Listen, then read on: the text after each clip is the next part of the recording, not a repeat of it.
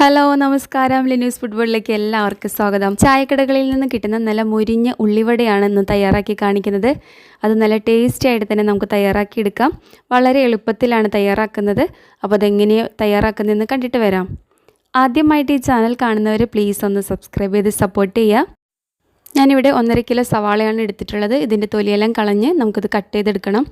പിന്നെ പച്ചമുളക്, ഇഞ്ചി, കറിവേപ്പില ഇത്രയാണ് വേണ്ടത്. അപ്പോൾ തീർത്ത് നൈസായിട്ട് തന്നെ സ്ലൈസ് ചെയ്തെടുക്കാം. ഇനി ഇതിലേക്ക് ചെറുതായിട്ട് അരിഞ്ഞു വെച്ചിരിക്കുന്ന പച്ചമുളകും ഇഞ്ചിയും കറിവേപ്പിലയും കൂടെ ചേർത്ത് കൊടുക്കാം. ഇതിലേക്ക് ആവശ്യമായിട്ടുള്ള ഉപ്പ് ചേർത്ത് നന്നായിട്ടൊന്ന് മിക്സ് ചെയ്തെടുക്കാം. കൈകൊണ്ട് നന്നായിട്ട് ഞെരടിയാണ് മിക്സ് ചെയ്തെടുക്കുന്നത്. അതിന് ശേഷമാണ് നമ്മളിതിലേക്ക് മൈദയും ബാക്കി ഇൻഗ്രീഡിയൻസൊക്കെ ആഡ് ചെയ്ത് കൊടുക്കുന്നത്. 1.5 കിലോ സവാളയാണ് എടുത്തിട്ടുള്ളത്. അപ്പോൾ അതിൻ്റെ പകുതി മൈദ നമുക്ക് ഇതിലേക്ക് ആഡ് ചെയ്ത് കൊടുത്താൽ മതി. ഞാനിവിടെ 3/4 കിലോയോളം മൈദ ചേർത്ത് കൊടുക്കുന്നുണ്ട്. സവാളയ്ക്ക് ഒരു ചെറിയ നനവുണ്ട്. അപ്പോൾ നന്നായിട്ട് മിക്സ് ചെയ്ത് യോജിപ്പിച്ചതിന് ശേഷമാണ് നമ്മളിതിലേക്ക് ആവശ്യമായിട്ടുള്ള വെള്ളം ചേർത്ത് കൊടുക്കുന്നുള്ളൂ. അതുപോലെ നമുക്കിതിലേക്കൊരു 1/2 കപ്പ് പുളിയുള്ള തൈര് ചേർത്ത് കൊടുക്കാം. ഒരുപാട് പുളിയാണെന്നുണ്ടെങ്കിൽ 1/4 കപ്പ് ചേർത്ത് കൊടുത്താൽ മതി. ഇനി അതൊന്ന് ബാലൻസ് ചെയ്യാൻ വേണ്ടിയിട്ട് 2 ടേബിൾ സ്പൂണോളം പഞ്ചസാരയും കൂടെ ചേർത്ത് കൊടുക്കുന്നുണ്ട്. ഇനി ആവശ്യത്തിന് വെള്ളം ചേർത്തിട്ട് കുറച്ചായിട്ട് കുഴച്ചെടുക്കാം.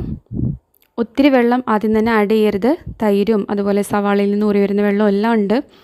അപ്പോൾ നോക്കിയിട്ട് ആവശ്യാനുസരണം വെള്ളം ചേർത്തിട്ട് നന്നായിട്ട് തിരുമ്മി യോജിപ്പിച്ച് 1 മണിക്കൂർ നമുക്ക് റെസ്റ്റ് ചെയ്യാനായിട്ട് വെക്കാം.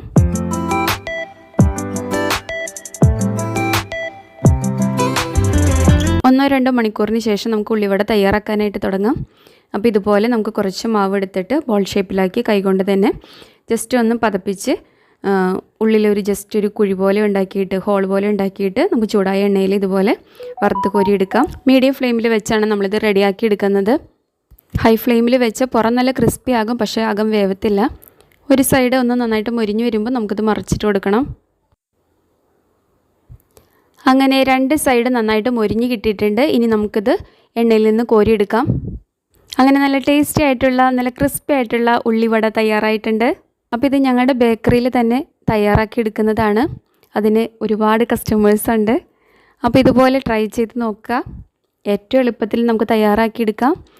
1-2 മണിക്കൂർ റെസ്റ്റ് ചെയ്യാൻ വെക്കണം എന്ന് മാത്രമേ ഉള്ളൂ. അപ്പോൾ ട്രൈ ചെയ്ത് നോക്കിയിട്ട് അഭിപ്രായം അറിയിക്കുക. വീഡിയോ ഇഷ്ടമായിട്ടുണ്ടെങ്കിൽ ഒന്ന് ലൈക്ക് ചെയ്തേക്കുക.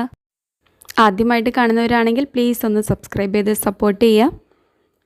ഞങ്ങളുടെ ബേക്കറി വൈക്കത്താണ്. KL 36 കഫേ എന്നാണ് പേര്. അപ്പോൾ മറ്റൊരു വീഡിയോ ആയിട്ട് കാണുന്നവരേക്കും bye. Thank you for watching.